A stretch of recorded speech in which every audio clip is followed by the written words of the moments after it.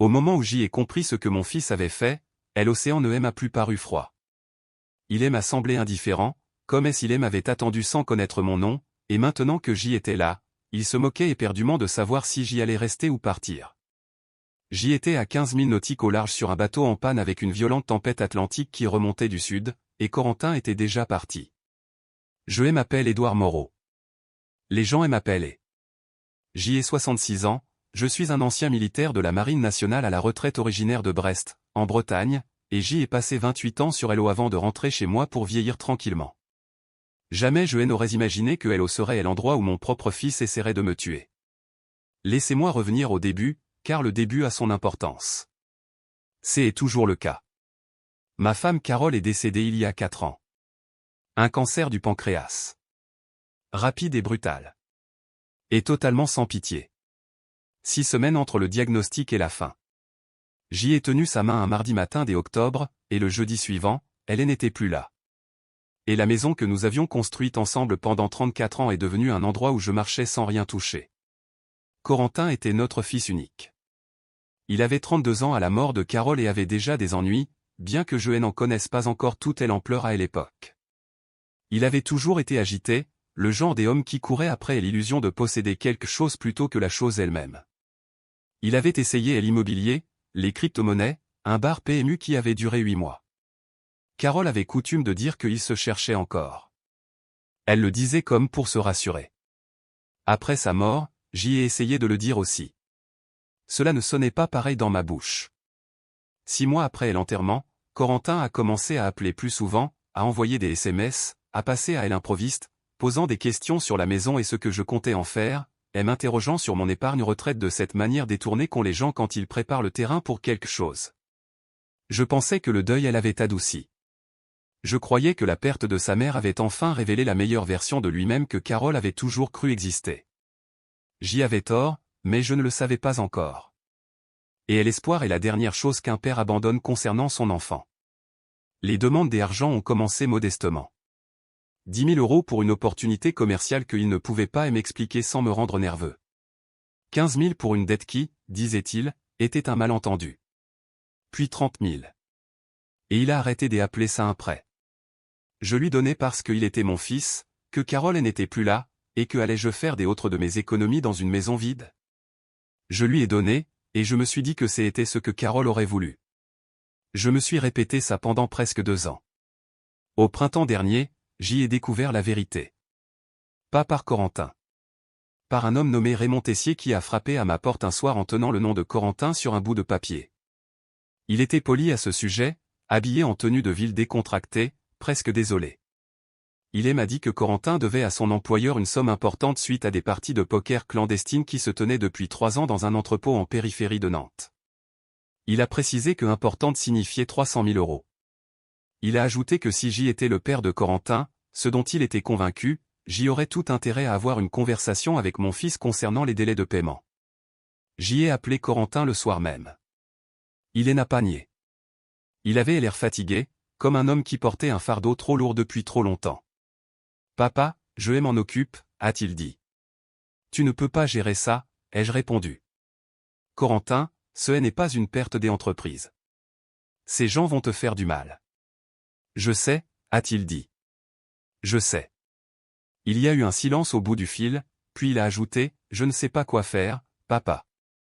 Et pour la première fois depuis longtemps, il ressemblait au petit garçon dont je me souvenais, celui qui venait me voir quand les choses se cassaient et qu'il avait besoin d'aide pour les réparer. Je lui ai dit de venir à la maison. Nous sommes restés assis à la table de la cuisine jusqu'à minuit. Je lui ai donné 50 000 € provenant du solde de l'assurance vie de Carole. Je lui ai dit que c'était la dernière fois. Il m'a serré dans ses bras avant de partir, et je suis resté sur le pas de la porte à regarder ses feux arrière disparaître, en me disant que nous avions franchi un cap. 3 mois plus tard, il a rappelé. Un ton différent, chaleureux et une manière qui semblait répéter. Papa, j'y ai réfléchi. Tu parlais toujours de faire une vraie sortie au large, tu te souviens? La pêche en haute mer, au-delà du plateau continental, là où nagent les gros poissons. J'y ai pris contact avec un type qui loue des bateaux à la Trinité-sur-Mer, laisse-moi t'emmener. Un cadeau des anniversaires en avance. Pas de téléphone. Pas de distraction. Juste nous deux. J'y aurais dû m'en douter. Corentin n'avait jamais été à Ailez en pleine mer. Il avait eu le mal de mer sur un ferry une fois. Il avait refusé toutes les parties de pêche que je lui avais proposées pendant 20 ans, mais j'y avais envie de croire que ce changement était réel. J'y avais envie de croire que mon fils devenait l'homme que sa mère avait toujours vu en lui. Alors j'y ai dit oui. Nous avons quitté le port de plaisance de la Trinité un samedi matin du mois d'août. Corentin avait loué un bateau à console centrale de 8 mètres pour la haute mer, bien entretenu, parfaitement équipé. Il avait acheté de la nourriture et des boissons, emporté du matériel léger, et s'était occupé lui-même de chaque détail. J'y ai remarqué qu'il avait payé en espèces à la station-service du port. J'y ai remarqué qu'il n'avait pas pris de téléphone. Je pensais que c'était sa façon d'honorer l'esprit du voyage. Je pensais que c'était une preuve de maturité. Nous avons navigué vers le sud-ouest pendant 2 heures. La côte bretonne s'est aplatie derrière nous, et l'eau est passée du marron au vert, puis au bleu-noir profond du golfe de Gascogne. C'était véritablement magnifique. Corentin semblait détendu. Nous avons parlé de Carole pendant un moment, avec cette facilité à évoquer son souvenir qui avait mis 3 ans à devenir possible. Nous avons mangé les sandwichs qu'il avait apportés vers midi. Il avait préparé le mien lui-même, une demi-baguette au poulet, sans mayonnaise, exactement comme Carole savait que je l'aimais. Je me suis dit, c'est réel. C'est mon fils. Je me suis endormi sur le siège de combat vers 1h de l'après-midi. Je ne dors pas normalement sur Hello. J'y ai passé toute ma vie d'adulte sur Hello, et je suis toujours resté vigilant en mer, mais j'y avais chaud, j'y avais bien mangé, le ronronnement du moteur était régulier, et je me suis simplement assoupi. Je n'ai su que bien plus tard que ce que je prenais pour de l'épuisement était en réalité tout autre chose, une substance que Corentin avait glissée dans mon café ce matin-là. Je me suis réveillé et le moteur était silencieux. Le soleil avait tourné. C'était le milieu de l'après-midi vu à l'angle de la lumière, ce qui signifiait que j'y avais été inconscient pendant près de 3 heures. Le bateau dérivait, moteur coupé, aucun son à part le clapot de Hello contre la coque. Je me suis redressé et j'y avais la tête lourde. Ma vision s'est légèrement dédoublée d'une façon qui a mis un instant à se dissiper. Corentin avait disparu. J'y ai appelé son nom 2 fois. J'y ai vérifié les toilettes. J'y ai vérifié sous le pont. La petite annexe gonflable que nous remorquions avait disparu. Son sac n'était plus là. Le combiné de la radio VHF du bateau avait été retiré de son support, proprement, récemment. Je pouvais voir le port de connexion où il était branché. Je suis allé à la barre. Les clés de contact n'étaient plus là. J'y ai essayé l'interrupteur de secours. Rien.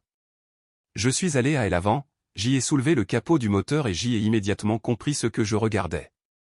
Quelqu'un qui s'y connaissait en moteur avait retiré une section critique de la conduite de carburant et l'avait emporté. Pas quelqu'un. Mon fils. Mes mains étaient plus stables que ce à quoi je m'attendais, peut-être parce que l'entraînement militaire ne rouille pas de la même façon que les instincts civils. Quand les choses tournent mal en mer, on ne commence pas par imaginer le pire. On commence par faire l'inventaire. Je me suis forcé à ralentir le rythme. Je me suis forcé à respirer. J'y ai inspecté chaque centimètre de ce bateau avec l'attention méthodique d'un homme qui, autrefois, dirigeait des exercices de contrôle des avaries pour gagner sa vie. Pas de radio. Pas de clé. Pas de moteur en état de marche. Pas de fusée de détresse. Il avait emporté les fusées aussi. Le kit complet rangé dans le coffre tribord. Les gilets de sauvetage étaient toujours là, ce qui m'en disait long sur la façon dont il avait réfléchi à son plan. Il fallait que ça ressemble à un accident, au scénario classique de L'homme à la mer, un vieux vétéran parti seul au large, ce qui était sans doute la façon dont Corentin avait décrit cette sortie à quiconque posait la question, et qui avait tout simplement disparu. J'y ai ruminé cette pensée un instant et je l'ai laissée s'installer. Puis j'y ai continué à chercher. Sous le plat-bord-bâbord, boulonné à la fibre de verre dans un support si vieux que la peinture recouvrait la moitié des fixations, je l'ai trouvé, une balise de détresse épirbe, requise par la législation maritime sur tout navire opérant à plus de 3000 des côtes. La plupart des propriétaires de bateaux oublient qu'ils en ont une. La plupart des locataires ne savent même pas qu'elle est là. Corentin avait neutralisé la radio VHF, enlevé les fusées, emporté le combiné. Il avait été méticuleux, mais il n'avait pas fouillé la coque pour vérifier l'équipement de sécurité des origines qui avait probablement été fixé à ce support avant même sa naissance. Joël est détaché de son étrier, J est vérifié l'indicateur de batterie, lumière verte, charge forte. Joël est activé. Une balise et Pierre ne parlent pas. Vous n'entendez pas de voix à l'autre bout. Vous l'activez, et ensuite vous attendez, et vous faites confiance au système en lequel vous avez cru tout au long de votre carrière. Le signal est transmis au satellite, et le satellite le transmet au centre régional opérationnel de sauvetage, et les secours commencent à trianguler votre position. Ce n'est pas immédiat, mais ça fonctionne. Je me suis assis sur le siège de combat et j'y ai regardé vers le sud. Le ciel avait changé pendant que je dormais. L'horizon avait une couleur anormale, un jaune-vert que je reconnaissais après 30 ans à scruter la météo en mer. La violente dépression qui stagnait au large des côtes espagnoles lors de notre départ ce matin-là s'était déplacée plus vite que prévu. Je pouvais le sentir à la façon dont la houle commençait à s'organiser, longue et basse, arrivant du sud avec une détermination qu'elle n'avait pas le matin. Corentin avait prévu cela aussi. Il savait que la tempête remontait vers le nord. Il savait qu'au moment où Elon s'apercevrait de ma disparition, la fenêtre météorologique pour lancer des recherches serait fermée. Il comptait sur la tempête pour achever ce que la panne de moteur avait commencé. À 15 000 des côtes en plein mois d'août, avec une tempête atlantique en approche et aucun moyen d'appeler à l'aide. Un vieil homme seul. Il avait même préparé le récit. Le fils inquiet qui avait laissé son père têtu sortir malgré ses protestations. L'accident tragique. Le corps qui ne serait peut-être jamais repêché ou, s'il l'était, ne montrerait rien d'incompatible avec une noyade. J'y ai pensé à la police des assurances-vie.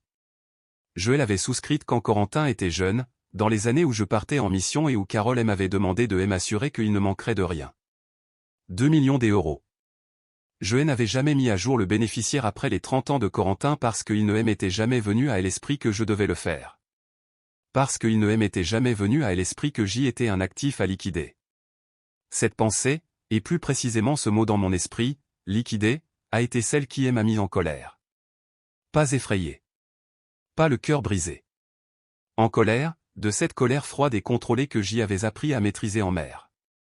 Là où la colère aveugle coûte la vie aux hommes. Je suis retourné à la barre et j'y ai commencé à réfléchir à la tempête. Un bateau dérivant sans propulsion en plein océan pendant une violente tempête a de meilleures chances que la plupart des gens ne le pensent, si le pilote sait ce qu'il fait.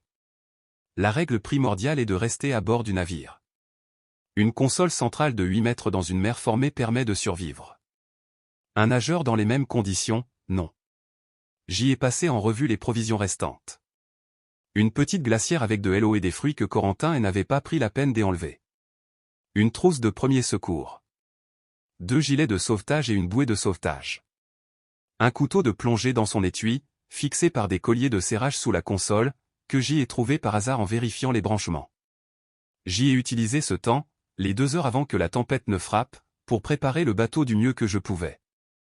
J'y ai tendu un cordage de la proue à la poupe du côté sous le vent pour m'en servir de ligne de vie. J'y ai arrimé tout ce qui n'était pas fixé. J'y ai enfilé un gilet de sauvetage et je l'ai ajusté correctement. J'y ai bu de l'eau régulièrement et j'y ai mangé 2 pommes, car la température corporelle et la glycémie sont vitales dans les situations des expositions prolongées, et je savais par expérience que le moment de commencer à les gérer est avant d'en avoir besoin, pas après. Quand la tempête a frappé, elle a frappé fort. Je ne vais pas prétendre que ces 12 heures ont été gérables. Elles ne l'étaient pas. Les creux atteignaient 3 mètres vers minuit. La pluie tombait à l'horizontale et cinglait comme du gravier qu'on vous jetait au visage. J'y étais plus souvent à genoux sur le pont que debout, arc-bouté contre le plat-bord, maintenant le navire orienté du mieux que je pouvais sans puissance moteur, chevauchant la houle plutôt que de lutter contre elle. À 2 reprises, j'y ai perdu prise et j'y ai glissé, et la ligne que j'y avais tendue m'a sauvé la vie les 2 fois. J'y ai pensé à Carole. Pas de façon dramatique. Juste de la manière ordinaire dont on pense aux personnes qui sont parties. Ce qu'elle dirait de cette situation. Probablement quelque chose qui me ferait rire. Et c'est ce dont j'y avais besoin, alors je me suis permis d'entendre sa voix dans ma tête pendant quelques minutes. Et puis je me suis reconcentré sur l'eau. La balise continuait d'émettre. Je devais lui faire confiance. Je n'avais rien d'autre. Le patrouilleur de la gendarmerie maritime m'a trouvé à 7h40 du matin. La tempête s'était déplacée vers le nord à ce moment-là, laissant derrière elle une mer grise et plate et un silence qui semblait mérité. J'y ai entendu les moteurs avant de voir le navire. Et quand je me suis levé pour faire signe, 2 membres des équipages étaient déjà à la proue en train de me pointer du doigt. Et je n'ai pas honte de vous avouer que je me suis immédiatement rassis après ça, et que j'y ai enfoui mon visage dans mes mains pendant environ 15 secondes. Juste 15. Puis je me suis redressé et j'y ai attendu qu'il se place à couple. Le quartier-maître qui m'a aidé à monter à bord avait peut-être 25 ans. Il aime à regarder de cette façon dont les jeunes regardent les personnes âgées qui ont fait quelque chose d'inexplicable. « Monsieur, vous étiez mouillé ici tout seul ?» ?»« Non, ai-je répondu. Mon fils m'a emmené. Il a dû partir. » Le jeune marin a regardé le support radio vide, elle étriée de la boîte à fusée dégarnie. Il n'a rien ajouté. Mais j'y ai vu son regard se figer en quelque chose qui n'était plus de la confusion. Il m'ont emmené à la base navale de l'Orient. J'y ai été soigné pour une légère déshydratation et une hypothermie. Un médecin m'a examiné et a déclaré que j'y étais dans une forme remarquable compte tenu de la nuit que j'y avais passée. Je lui ai dit que j'y avais connu pire. Elle ne m'a pas cru, mais elle est restée polie. Un enquêteur de la gendarmerie maritime nommé lieutenant Picard est entré pendant que le médecin terminait. Il tenait un carnet et affichait le visage attentif de quelqu'un dont le métier est de poser des questions. Je lui ai tout raconté. La balise. L'équipement retiré. La section de la conduite de carburant manquante. L'annexe gonflable. Le nom de mon fils. Il a écouté sans aucune expression. Et puis il a dit, « Monsieur Moreau, votre fils a signalé votre disparition à la gendarmerie du Morbihan hier soir vers 20 h. Il a déclaré que vous aviez insisté pour sortir le bateau seul hier matin et qu'il avait essayé de vous en dissuader. » J'y ai regardé Picard un instant. Il a pris les devants, cette fois, ai-je dit. Il avait prévu ça aussi. Picard a posé son stylo. Il m'a dit, « Je vais être franc avec vous. Ce que vous décrivez est extrêmement grave. Mais les preuves physiques sur ce navire vont être capitales. Nous devons les documenter correctement avant que quiconque n'y touche. Puis-je vous demander de faire quelque chose de difficile ? » ?»« Quoi donc ? » ?»« Ne contactez pas encore votre fils. Laissez-nous le convoquer dès à bord pour une vérification de routine. Voyons quelle version il nous donne avant de savoir que vous êtes en vie. » J'y ai réfléchi pendant environ 4 secondes. C'est assez long pour moi. D'accord, ai-je dit. Ils m'ont gardé à la base pour le reste de la journée. L'équipe de Picard est retournée sur le bateau et a tout photographié. Le support radio manquant. Le segment de conduite de carburant délibérément sectionné, qu'ils ont trouvé coincé sous le coffre de rangement bâbord. Apparemment lâché plutôt qu'emporté quand Corentin était parti précipitamment. La boîte à fusée vide. La balise émettant toujours dans son support. Picard est revenu dans l'après-midi avec des photos et une expression très grave. Il a raconté l'histoire lui-même, sans avoir besoin de mon aide. En regardant les photos étalées sur la table entre nous, Picard a dit, « Une conduite de carburant ne s'enlève pas toute seule. Un combiné radio ne quitte pas son support par magie. » Il a ajouté que Corentin avait fait une déclaration à la gendarmerie la veille au soir. Il avait prétendu que j'y avais bu au port. Que j'y avais tenu à prendre le bateau seul. Qu'il s'était disputé avec moi sur le quai. Il avait dit m'avoir regardé et m'éloigner au moteur et être resté là pendant 20 minutes en espérant que je fasse demi-tour. Une déclaration très détaillée. Très préparée. C'est à ce moment-là que j'y ai demandé pour les enregistrements. Je veux l'entendre le dire, ai-je dit à Picard. Je veux qu'il soit enregistré en train de dire ce qu'il a fait et pourquoi. Pas pour la justice. La justice fera son travail. Je veux l'entendre me le dire en face pour savoir qu'il a compris ce qu'il faisait. Pour qu'il ne puisse pas passer le reste de sa vie à se mentir à lui-même. Picard m'a regardé un long moment. Puis il a dit, « Je peux vous aider à organiser ça. » On m'a installé au centre hospitalier de Vannes le lendemain matin. C'était mon idée. L'équipe de Picard avait géré la logistique pendant la nuit. J'y étais dans un lit d'hôpital, une perfusion dans le bras, branché à des moniteurs. L'équipement tout à fait justifié pour un homme qui avait passé la nuit en mer dans une tempête. Parce que c'est exactement ce que j'y étais. Le protocole pour l'hypothermie était réel. Le traitement pour la déshydratation était réel. Le reste, c'était du théâtre. Corentin est arrivé à l'hôpital à 2 h de l'après-midi. J'y ai entendu sa voix dans le couloir avant de le voir, parlant à une infirmière et demandant le numéro de la chambre. Le fils inquiet jouant son rôle jusqu'à la porte. Quand il est entré, il avait les yeux rouges. Son visage exprimait un profond chagrin. Il jouait très bien. Joël avait beaucoup trop sous-estimé sur ce point. Papa. Il s'est approché du lit et m'a pris la main. Ses mains étaient froides. Oh, Dieu merci. J'y ai eu tellement peur. J'y ai passé la nuit à appeler les secours. Ils m'ont dit qu'ils avaient un signal mais ne pouvaient rien confirmer. J'y ai attendu que sa voix s'éteigne. Puis j'y ai trouvé la conduite de carburant, Corentin. Sa main s'est brièvement crispée sur la mienne, puis elle s'est immobilisée. J'y ai eu le temps de la chercher, ai-je dit. 14 heures, c'est très long. J'y ai trouvé l'endroit où tu l'as mise, j'y ai vu le support de la radio et la boîte à fusée vide. J'y ai activé la balise de détresse. Je veux que tu saches que je n'ai jamais paniqué, pas une seule fois. Sais-tu pourquoi? Il n'a pas répondu. Son visage avait pris la couleur d'un vieux parchemin. Parce que je savais ce que tu avais fait, ai-je ajouté. J'y ai compris le plan. Et j'y ai décidé que je n'allais pas le laisser fonctionner. Alors je veux que tu m'expliques pourquoi. Pas les dettes. Je suis au courant pour les dettes. Dis-moi pourquoi avoir fait ça plutôt que de me demander de l'aide. Corentin a regardé la porte. Elle était fermée. À travers la petite vitre, on apercevait un agent de sécurité qui n'était pas un agent de sécurité. Il y avait une femme sur le parking, dehors, avec un téléphone, qui n'était pas une visiteuse. Il l'ignorait. Il a reporté son regard sur moi. Et là, quelque chose a basculé sur son visage. Le masque est tombé en morceaux.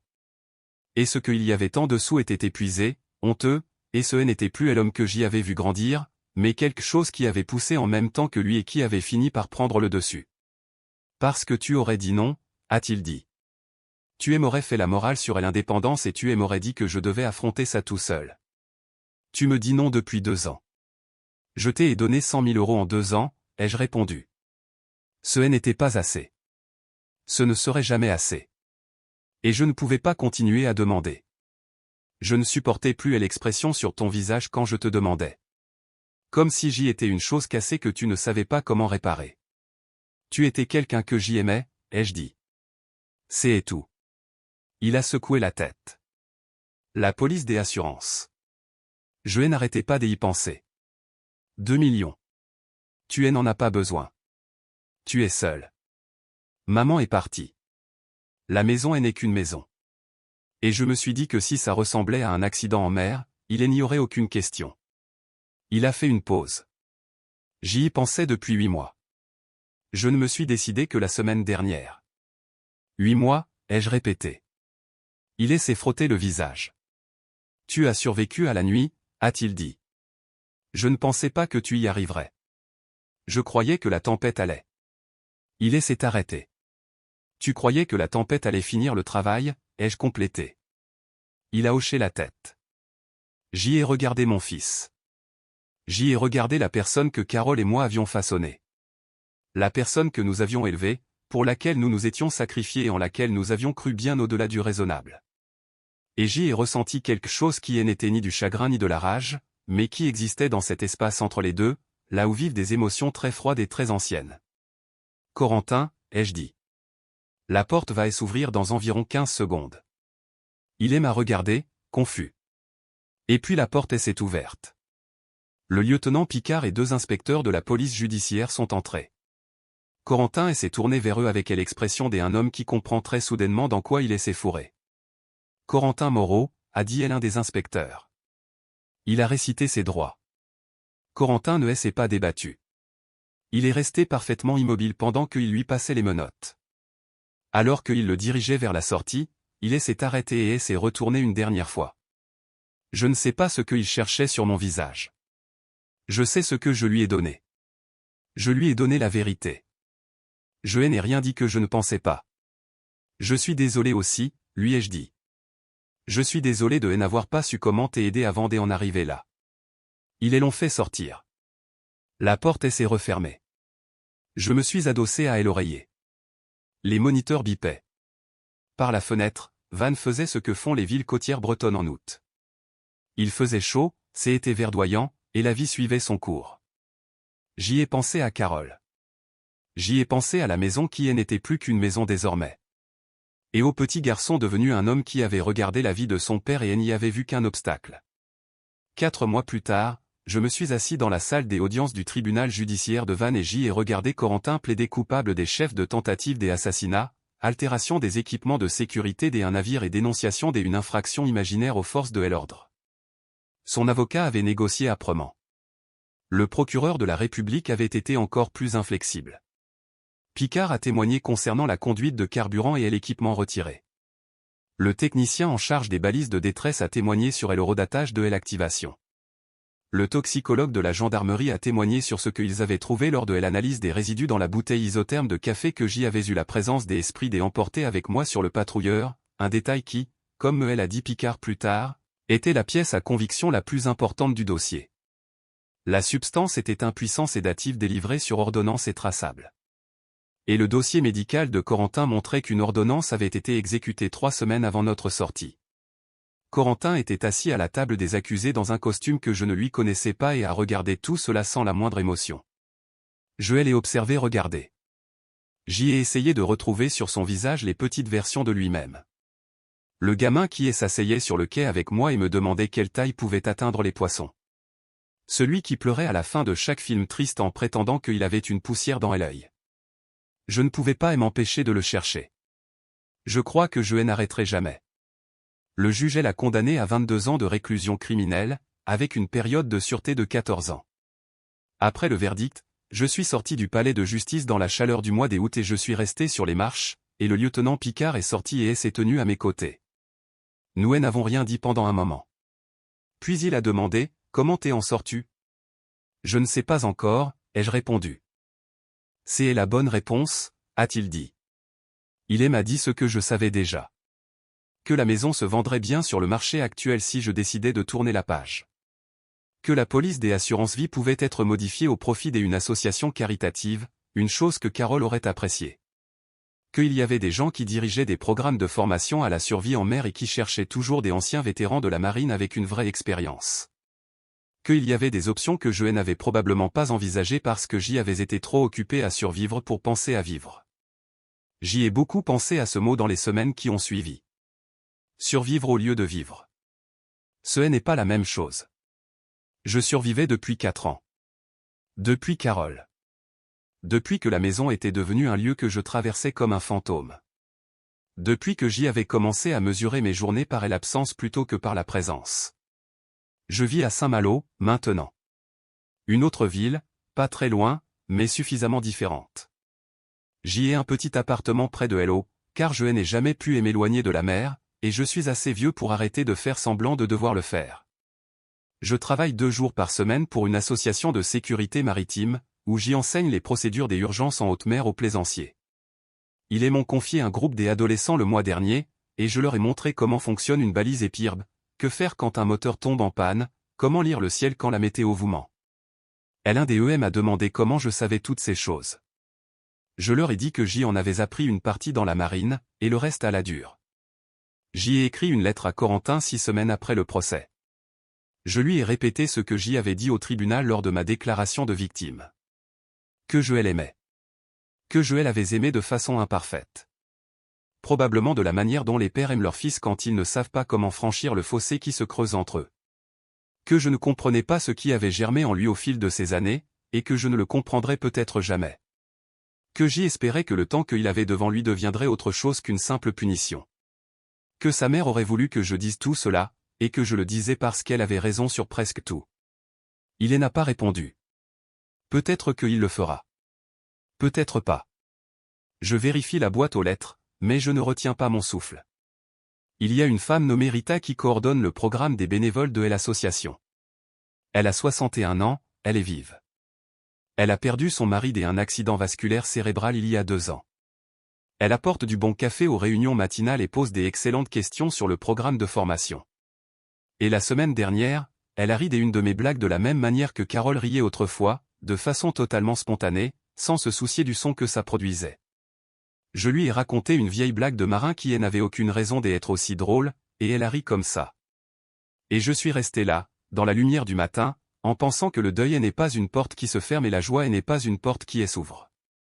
Les gens qui ont vécu assez longtemps savent que les deux sont toujours légèrement entr'ouvertes en même temps. Je continue d'aller au large. J'y suis allé le mois dernier, au-delà du plateau continental, là où l'eau devient sombre. J'y ai loué un bateau et j'y ai vérifié personnellement chaque équipement de sécurité avant de larguer les amarres. J'y ai refait 2 fois les vérifications du moteur. J'y ai testé la balise de détresse. J'y ai déposé un plan de route à la capitainerie. J'y y suis resté 6 heures. La grosse houle courait, longue et régulière. L'horizon était dégagé dans toutes les directions. Personne déhautera des 1000 à la ronde.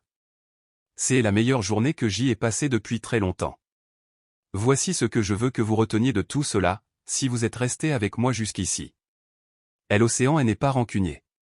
Il essaiera de vous tuer, puis deviendra magnifique dans la même heure sans la moindre contradiction. Les êtres humains sont plus compliqués que l'eau. Nous gardons tout ce que nous avons ressenti dans le même corps et nous avançons avec. Parfois, ce poids nous fait basculer, parfois non, et la différence ne tient pas toujours à la force. Mon fils n'était pas assez fort. Il me l'a dit lui-même dans cette chambre des hôpitaux, juste avant que la porte ne s'ouvre. J'y ai retourné cette phrase dans ma tête de nombreuses fois depuis. Autrefois, je l'apercevais comme une accusation, le verdict final sur mes échecs de père. Aujourd'hui, je l'entends différemment. J'y entends une personne qui a trouvé la mauvaise réponse à un vrai problème. Le problème était réel. La dette était réelle. La peur était réelle. La réponse était mauvaise. Ces choses peuvent être vraies en même temps, et j'y ai arrêté de prétendre le contraire. J'y ai vérifié la balise sur l'étagère de ma salle de bain ce matin. Lumière verte. Vérifiez toujours votre équipement. Sachez toujours où se trouve le signal de détresse avant d'en avoir besoin. Et si vous vous retrouvez seul, en panne et à la dérive dans l'obscurité, avec une tempête en approche et un fils qui est déjà parti, souvenez-vous de ceci. Vous avez survécu à toutes les mauvaises journées que vous avez connues. Je le sais parce que j'y ai compté les miennes. J'y en ai eu suffisamment pour en perdre le compte. Et puis j'y ai activé la balise. J'y ai tenu bon. Et j'y ai attendu la lumière.